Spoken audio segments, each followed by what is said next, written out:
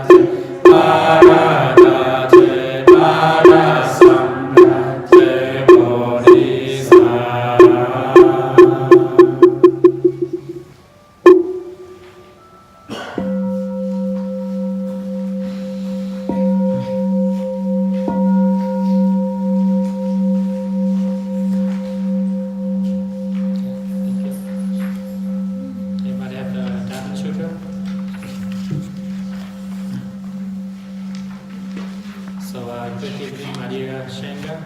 Welcome to tonight meditation and Dharma talks. Today is the first day of what? Spring, right? You enjoy it? Is it real spring break?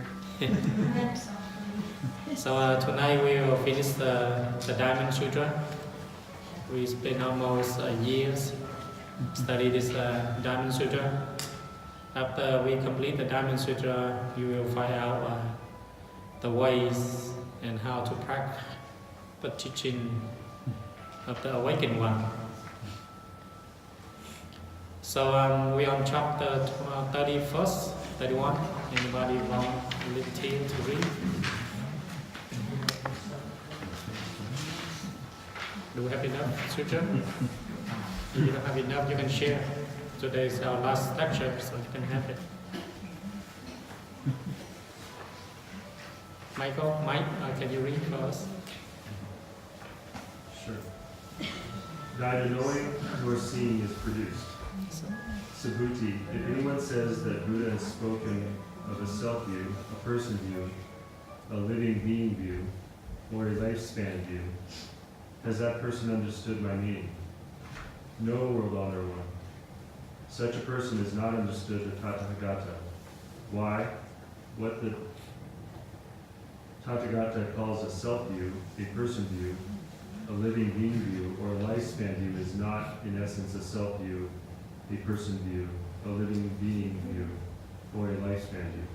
That is why he or she is called a self-view, a person view, a living view, or a lifespan view.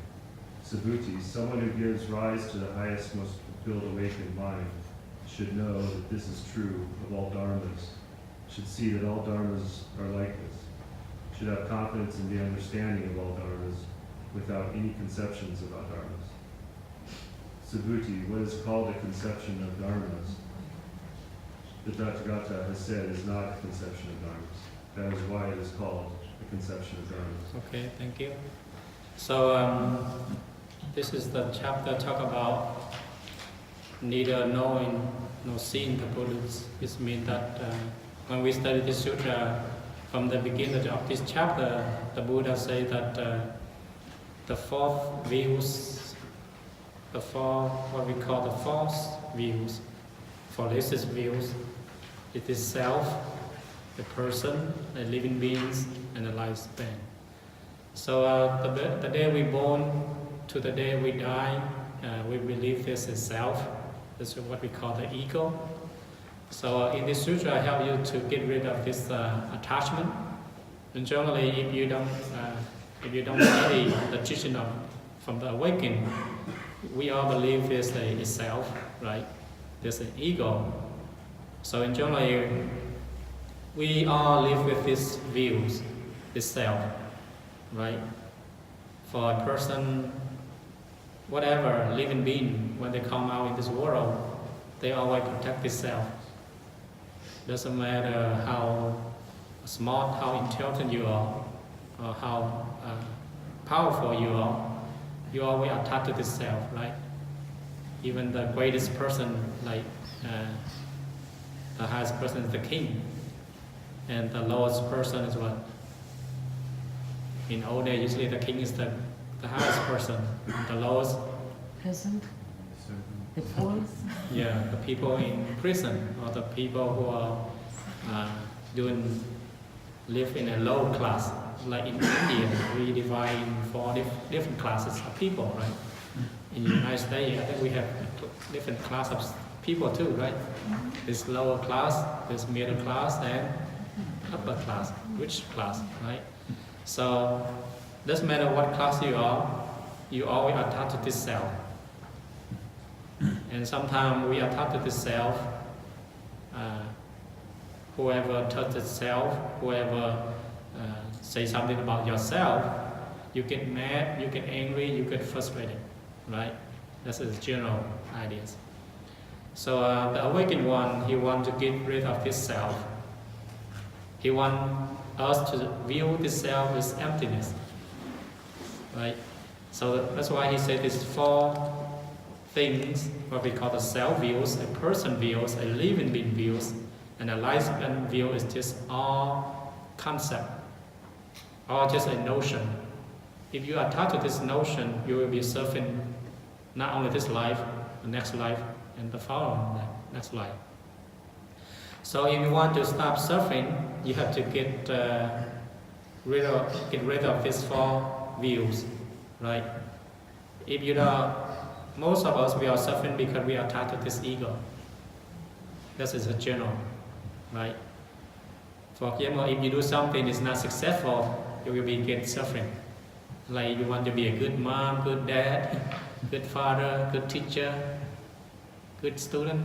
If you don't achieve that level, you will be angry, suffering, depressed, right?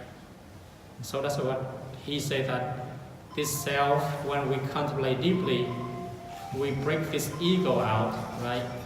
This self out, we will see emptiness. So the emptiness, everything comes from emptiness. Emptiness. Without emptiness, there's no self, no person, no living beings, and no lifespan, right? So when we look deeply at this self, we break category into four things. We call form, feeling, perception, the five things, right? The Hot Sutra we just recite, volition and consciousness.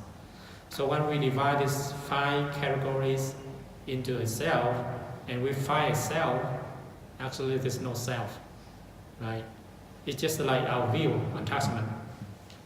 So when the day we born out to the day we die, we are always attached to this body. So that's why we always have to make this body pretty, healthy, joyful, right? From the day you work to make money, all the money you make is just try to protect itself, right? Try to cover itself. All the clothes you wear, all the jewelry you wear, it just make itself to be more beautiful, right?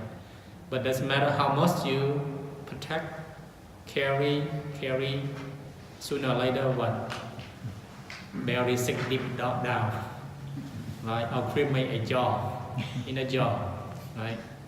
So all our life, everybody in this world, the day they're born to the day they die, they always protect themselves. But that's why the awakened one, what we call the Buddha, he say this self is emptiness. It's something else. It's more powerful, more diligent, more good, more kindness, more compassion than this self. What he say that the awakened mind. So that's why he first to point out what is false and what is true, right? First he see this is fate. All the self is this is a emptiness. A person is emptiness. A living being is emptiness, and a lifespan is emptiness. When we able to see ourselves emptiness, then he will point out the true nature of it. Just like if you want to know what is the real goal and fake goal, first you have to know what is real fake goal first, right? If you don't know what's the difference of real gold and fake gold or diamond, you go to a shop, you don't know what to buy. You don't know what's real or not real, right? It's all look what? All look the same, right? So how do they know this real diamond or fake diamond? Right? They have to study what is a fake diamond first. And then they see the real diamond. So our same thing. The Buddha wants us to see what is fake from ourselves first, right? What is what we call the false self first. And then he will show you the true self, what we call awakened mind. So he said that if a person who attaches these four views, they will suffer for the rest of their life, not only this life and the next life. And who are able to get rid of these four views, there will be enlightenment right away. Just like if you sit in here, you're not attached to these four views, you are enlightenment, you are liberation, you are liberated, right? But if you are attachment to these four views right now, in this moment, then you are not awakened, right? So awaken is every minute, every second, right? Every blink of the eyes, right? So every flash of the lightning, right? So awaken is always there. If you attach to these four views, you are not enlightenment. If you are not attached to these four views, you have some kind of enlightenment right there. So you don't have to go ask a master to say, how do I know this I'm enlightenment or not enlightenment? You can view this four views. You can use these four views and see if you're enlightenment or not enlightenment. Right? If you still attach to yourself, your ego, then you are not enlightenment. Right? Enlightenment person don't attach to this self, these four views. So that's why, very simple, he point out, that's why he's been almost 22 years of his teaching of the prajna, right? Almost 6,000, more than 6,000 books, texts, he teaching 22 years to describe how this self form and how this self disappear. So when we look deeply, that this self is emptiness. If this self you see, you view is emptiness, so what is the point of practice? Right? Everything become emptiness. What's the point of practice?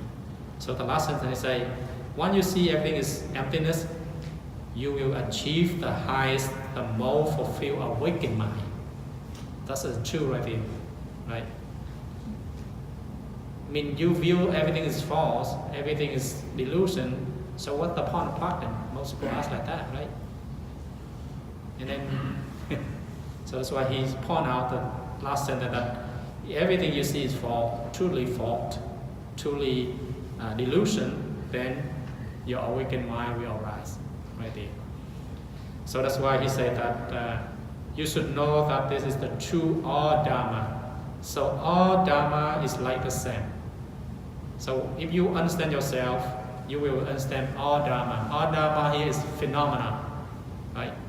So if you're able to understand yourself truly, then you will able to understand the whole universe, the galaxy, the cosmos, whatever in the universe form. So that we don't have to spend a lot of billion of dollars, years or million of dollars chasing, right? Here and there. But how we do it is to reflect to our body, ourselves. And the last sentence says, Saburi, what is called a concept of Dharma, the Tathagata say, not a concept of Dharma. That's why it's called the concept of Dharma. So when we able to see the concept of all phenomena and not attach to it, then finally we are the truly concept of Dharma, the concept of phenomena. Just like before we say everything is real, the river is real, the ocean is real, my wife is real, my husband is real, right? And you see all these things real, then you will be suffering. But when you practice the teaching of the awakened one, you see everything is what? It's just a delusion. It's like a dream, right? So when you see practice, you contemplate everything is just delusion, then to the point that you see everything actually emptiness. So everything emptiness to your mind all the time.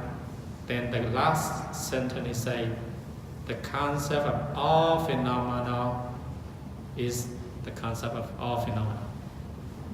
So everything, when your mind is no more thought, everything is revealed by itself. You don't have to contemplate, you don't have to do all this working anymore. You see everything as it is, right? Just like in mirrors. You look at mirrors, right? Everything reflects, good, bad, up, high, low, everything just reflection. So that's why this chapter, he talk about these four views we have to keep in mind, but everything is delusion, right? But people ask, if everything delusion, what's the point of going to school? What point of getting a job? What are the point of doing all this stuff, right? That's just they misunderstand that if you see everything in delusion, you do everything correctly. You do everything right. If you don't see everything is delusion, you will attach to it, right? For example, we have to eat for a living, and you say this delusion, what's the point of eating? Okay, stop eating. You get hungry, right? I mean, you eating, you drinking, you do whatever you do, but don't attach to it. That's the main teaching, right?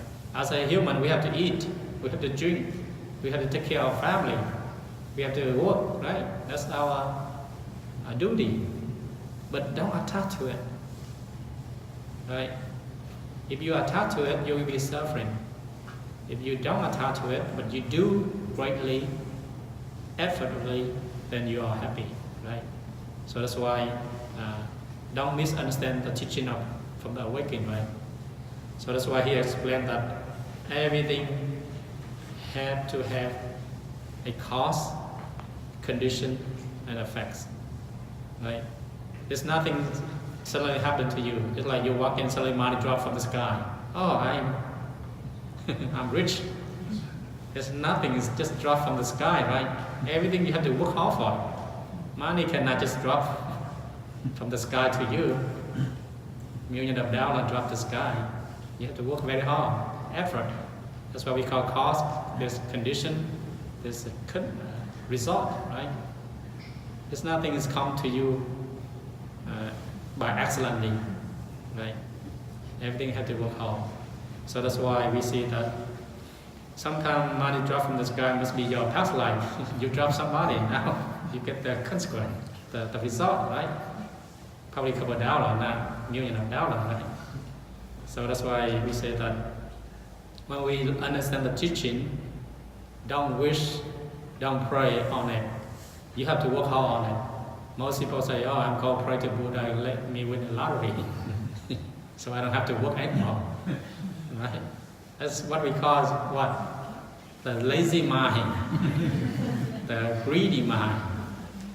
If you win lottery, I don't think you will live a couple of days, right? If you're not your money, somebody will kill you or assassinate you or do something, bad thing will happen to you if actually it's not your money.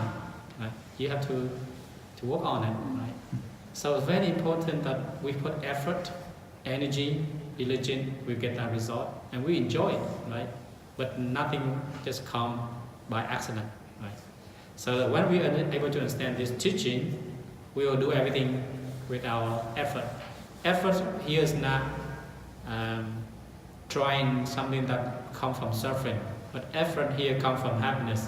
If you do something with happiness, joy, the result will be happiness and joy, right? Just like our children, we take care of our children, right? We don't want our children to repay ourselves when we get older, right? We just put all our effort to take care of our children. When they're older, doesn't matter what they do, that's their business, right? But our responsibility to take care of our children, because we create them, now we have to what? We have to have responsibility, right? To take care of them, right? So that is very important concept to keep in mind, that we do everything is have some kind of, there's always up and down. Nothing is perfect, right? Because we are living in an imperfect world. There's nothing perfect in this world, but we try our best to do whatever we do. Everything comes. Sometimes during our doing the stuff, we will get suffering, we will get sad, we will get happy, we get joy, all the stuff. But when we look back, all those just a dream, right? You can look back your whole life and you reflect back, oh, just like a mirror. It's like a movie, a dream, right? So when you contemplate all this come from a dream, then you will be joyful. So we are free, we will be free of the concept, the phenomenon. Then we will arise out what we call the wisdom, right? The wisdom, inner wisdom. So after we arise the inner wisdom, we see everything as it is, right? Everything as suchness. Okay, now we finish the chapter 32. And Marcus, can you read the last one? Sure. The response in transformation bodies are unreal. Subhuti, if someone were to offer an immeasurable quantity of the seven treasures to fill the worlds as infinite, as space, as an act of generosity, the happiness resulting from that virtuous act would not equal the happiness resulting from a son or daughter of a good family who gives rise to the awakened mind and reads, recites, accepts, and puts into practice this sutra and explains it to others, even if only a gatha of 4 lines. In what spirit is this explanation given? Without being caught up in signs, just according to things as they are, without agitation. Why is this? All composed things are like a dream, a phantom, a drop of dew, a flash of lightning. That is how to meditate on them. That is how to observe them. Okay, so that is his last teaching. Everything is very simple, right? Everything is like a dream. He's always compares how we give a 7 treasure to fill with world, infinity with space. Generosity is less merit and virtue than a person who is able to practice, recite and practice these 4 lines. Because all the treasure you give is impermanent, right? It will change. But when you are awakened, your nature is not impermanent. That's what we call permanent. So you compare the permanent and impermanent. Which one's better? The permanent, right? You practice and you awaken, your happiness will infinity. But you giving treasure, your generosity, the happiness will be come and go. If you give them, they're happy, they thank you, you're happy. If you give them, they fight you back, they argue you back, they get mad, then you are suffering. You see that? So this is the teaching of the awakened one. That if you able to go back to your awakened mind, that merit and virtue is infinity, is immeasurable. But the 7 treasure you fill with worlds, the money you give is just is what? Is form, right? Something that you give form, it will transform and is impermanent. Something you practice and you give it with formless, then you cannot count, right? He compared the form and formless generosity. So here our practice is to go back to our awakened mind by recite of this 4 sutra. 4 line, any line in this sutra. So here he said that 4 lines are very important. All composed things are like a dream, right? A phantom, a drop of dew, a flash of lightning. That's how to meditate on them. That's how to observe them. So all composed things are like a dream. You don't have to listen you don't have to believe this gather. You just go ahead and contemplate. It is true or not true. All composed things, all phenomenal things are like a dream, right? So when you look back, everything from your life, everything you got from the past of all your life is just like a dream. Just like when we are children, we get all the Christmas gift. Right now is what? When we are children, we're happy, right? I remember when we were a kid in Vietnam, whenever New Year's, mom and dad and aunt and uncle, they give $2, we are very happy. We thought we are rich. But when we get older, that $2 is like what? It's not a lot anymore, right? If the people probably get 1,000, that's a lot, but $2. But when we are a kid, we think that's a lot. We wake up, we have this red envelope bag, we're so happy. But all the happy is what? Impermanent. It's gone. That's why he said that all phenomena like a dream. A phantom, a drop of doom, a flash of lightning, right? If you meditate on everything is like that, you will be awakened, right?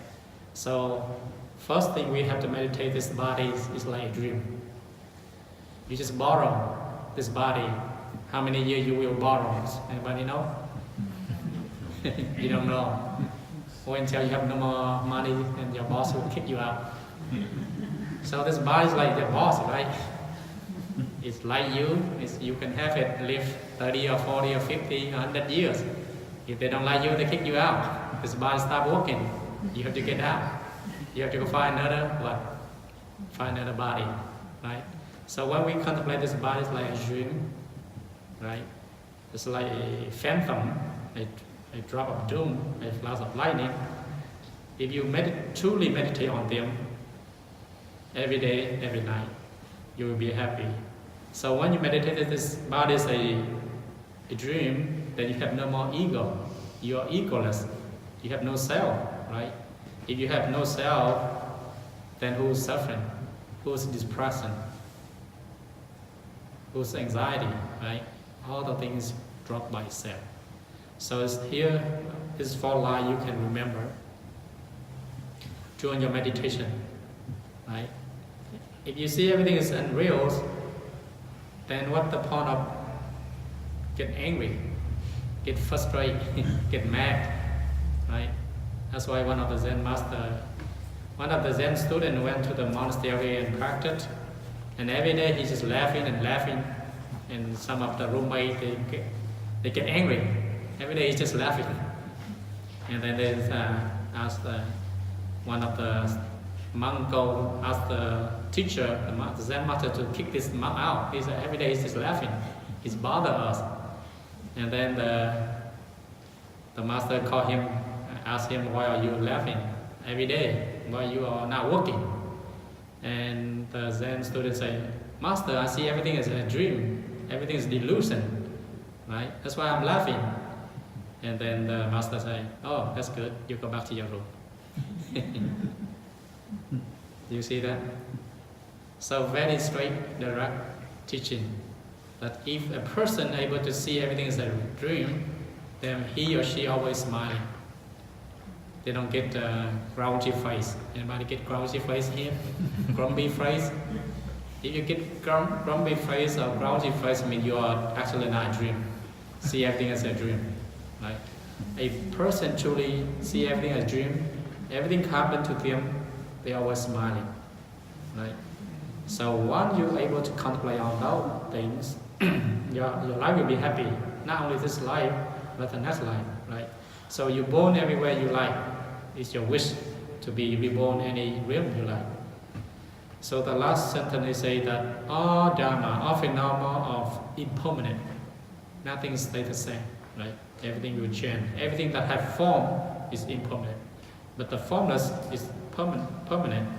So go back to your awakened nature. And the last sentence, I think you forgot to read the last sentence, right? After they heard the Lord Buddha deliver the sutra, the Venerable Subhuti, the bhikshus and the bhikshunis, laymen and laywomen, and gods and asuras, filled with joy and confidence, undertook to put these teachings into practice. Okay, so after the Buddha teaching delivered this sutra, Venerable Subhuti is the main one, and bhikkhus like monks, bhikkhunis nun, laymen is like lay people, lay woman, lay gods, asura is demon god, filled with joy and confidence. So after the awakened one who delivered this teaching, everybody have confidence, everybody able to put it into practice. So that is the 32 chapter of the Dharma Sutra. So in generally, how come we divide this 32 type chapter? Because one of the prince in China, actually Sutra, the Buddha teaching, there's no chapter. This chapter only the people after the Buddha passed away, they divide by chapter, so we can able to remember easily, right? He just lecture, he give lecture and teaching. There's no chapter. He one of the prince, he gave this 32 because the Buddha had 32 appearance, the 32 marks of his body, so that's why he used 32 sutra. So 32 chapter you can able to easy to remember and easy to understand. So the last conclusion of this Dharma Sutra, we can apply this sutra in everyday life, right? So if you're able to apply this sutra in everyday life, you will be less suffering, you will be less sad, sadness. You will be less anxiety, fear, right? If you see everything illusion, if you fear of snake, the snake is illusion. Why you fear? If you fear of master is a delusion. Why are you fear, right? You see everything is delusion. Not contemplate every day. You have to contemplate all the time. See everything as it is. Then you will be free. You will be happy, not only this life, but the next life. So the main two things as a person who have to practice is the first thing we have to liberate ourselves. And the second, we have to have the wisdom of non-discrimination, right? The wisdom, the liberation, after you have those things, then you consider yourself awakened. So that's why the Dharma Sutra is a daily life teaching, right? Every day you have problem, apply this Dharma Sutra to your daily life.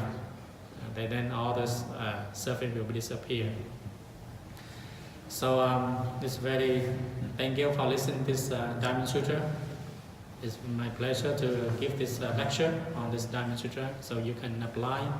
If you miss some of the class, you can look it back from the YouTube or the movie or the video we record to understand the whole section of this Dharma Sutra. So the Dharma Sutra is very essential for us to practice during meditation, right? Any method you use this Dharma Sutra. Okay, do you have any question, comment about this whole sutra? Yes, go ahead. Just want to add a comment. The first of the sutras were on live stream, but live stream has since changed its policies. So I will be uploading the remaining, all the way back.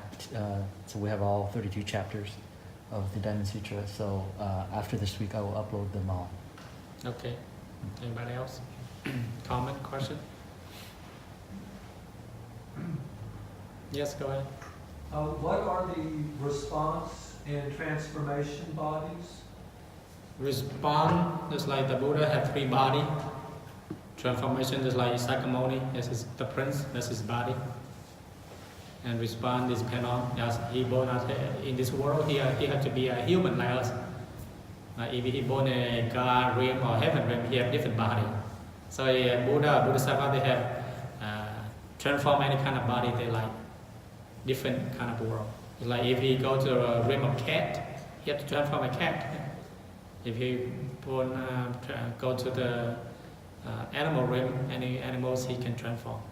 So when a person who is able to live with awakened nature, they can transform any form of body to save, to help centipede, right? So in the sutra, one time the Buddha transformed as a deer. If he want to save other deers, yeah. So we call respond or transform bodies appear from the awakened nature.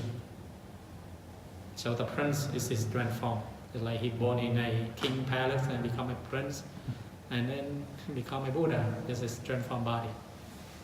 But his awakened body is like us. Right? Okay. Anybody have any question? Yes, go ahead. Does mindfulness mean the same thing as awareness and being present? Awareness, mindfulness, it depends on the level of practice. It's like awareness, if you are awareness, the different kind of level you are awareness. If you are truly awareness, you are 24-hour awareness. If you just awareness this moment and then you go home, your awareness is gone, then that's not mindful. So it depends on the level, the practice you use. So sometimes words cannot describe our awakened nature. Right? We just use to say it, to help a person to understand it. But actually, sometimes word or language cannot fully understand it unless you practice it and you see. So mindfulness, awareness, awaken, you can use a different level of practice or different level of understanding, depend on the person who uses it. Right? Just like one of the masters say, if you are mindful have 2 levels. Mindful, you can mindful in the moment, in the here and now, But the other one, he used the mindfulness as no thinking, non-thinking mind, as more mindfulness. If you have still thinking mind, but you are mindfulness, you still not mindfulness. But mindfulness here, he talked about non-thinking, no more arising in your mind, no more thinking mind is called mindfulness. That's what we call true mindfulness. So it depends on the level of practice, depends on the level of your awakening, depends on the level of your reach of enlightenment.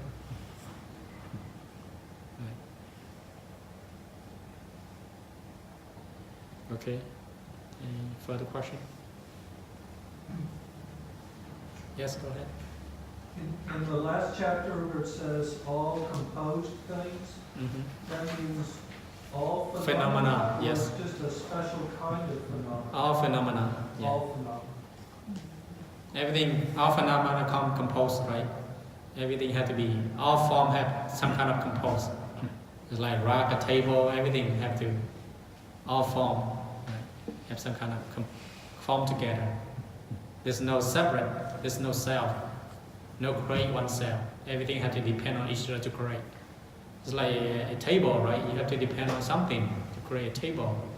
A carpenter, nail, wood, the tree, the sunlight, the water, right? You have to depend on everything to become a table. Right? So what we call composed phenomena. But we call phenomena of form. But all this form will be impermanent. Today you see if a table, if you chop it out, it's not a table, no harm. Right? It becomes wood or something, right? If you grind it, it becomes fertilizer. You see that? So all this transform.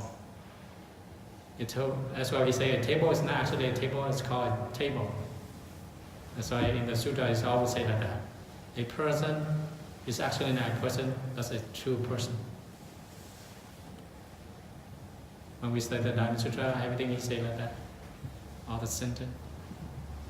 He just, first, a table is not a table. You got to contemplate the table actually not a table. Without nail, without a carpenter, there's no table, right? Without wood, tree, sunlight, water. What made a table? We have to look deeply. Everything have depend on each other to arise to become a table. It's like you yourself think, right? You cannot create yourself. You have to depend on mom, dad, all the earth, the water, fire, air, all the medicine, all the doctor, the nurse, get you out. That's why nothing created by itself. Everything has to depend on each other to become this body. Okay, next question.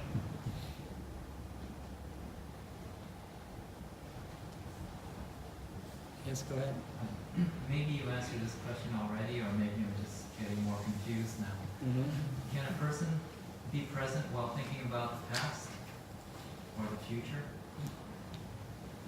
If you are present, if you are present, why are you thinking about the future? If you are thinking about the future, now you are chasing for the future. But if you truly present, just your what we call the thinking up here, come and goes. That's our future or our past. It's like you sit here and you see all the movie from the past. Are you in the past? Are you in the present? Are you in the future? You see that? So even though you are always present, but the screen will come up, pop up the past, the present, the future. But it's not your thinking, it's just the thought arises. You see that? Okay.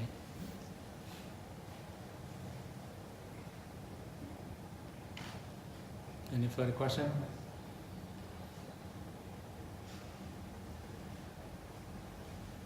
Okay, you have something to know? Okay, you have a question?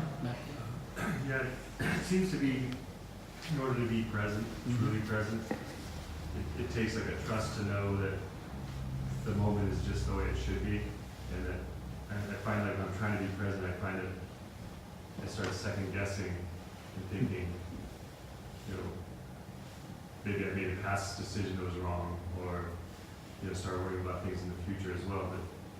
But I have a hard time just accepting or the moment such as it is. Do you have any advice on how to So accept it? in generally, when we in the moment, in the present, and suddenly a thought arises from the past, those thoughts we can learn. If something from the past, we can learn from those thoughts, right? So actually we live in that moment, but we learn in that lesson. So next time we stop doing it. So that is the present moment. It's like we go to a trip and then all this photo, all this film, we just sit back in the moment, but we just look back in all this film, all this photo. We can learn from this lesson, but actually we are in the moment, right? You see that? Like when we have a field trip or something in the past, now we meditation, we live in this moment, and this past pop up, we will learn this lesson, and then we will learn some lesson here, and then next in the future or in the next moment we will do it better. Because that is the moment, right? This is the present moment. Sometimes we use the past, but we try to fix in the moment, and we will do better, right? So that's why when we meditation, a lot of thought arise because we live in the moment. When we live in the moment, everything is arise. If we don't live in the moment, then everything arises. We don't know, right? So when the time you meditation, how come there's a lot of thought arise in me? During our meditation, there's no thought. Actually, during your not meditation, there's a lot of thought, but you don't know because your mind is busy somewhere. But when you meditation, means you focus, you live in the moment. That's why everything's arise. You see clearly, right? That's a good thing. Just like a river, water, fishing flow back. When you just calm and to see quickly, and you don't see truly, there's no fish, right? But when you stay there, deeply focused, there's a lot of fish, a lot of mud, a lot of all this trash down there. Does that answer your question? Okay. Any further question?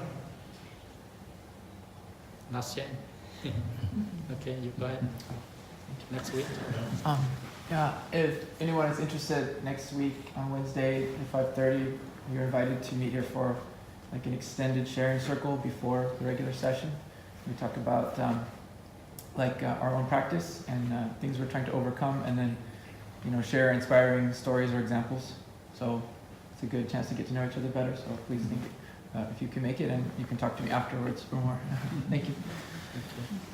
Anybody else? Okay, we recite and vows, and we'll let you go.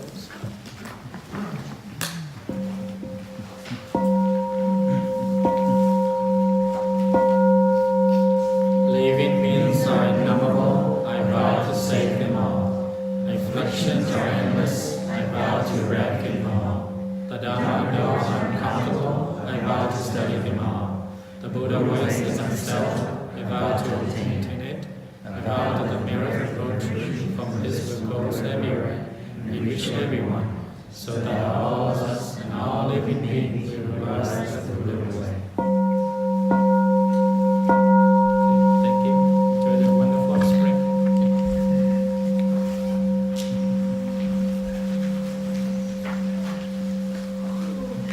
You can have this Dharma Sutra take with you, put in your bed.